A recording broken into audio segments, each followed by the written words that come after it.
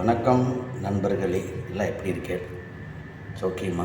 அதாவது என்னன்னு பார்த்தேன்னா, இன்றைக்கி நம்ம செய்யக்கூடிய பெரிய 3 தவறுகள். அந்த 3 தவறுகளை திருத்தியிருந்தாலும் நம்ம வாழ்க்கை நல்லா இருக்கலாம்.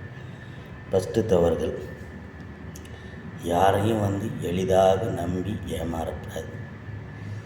2வது தவறுகள், நம்ம இவங்க நல்லவங்க, என்ன சொன்னாலும் நல்லா இருக்கும் அப்படின்னு அவங்கள நம்பி நம்ம வாழ்க்கையில் ஏமாறக்கூடாது.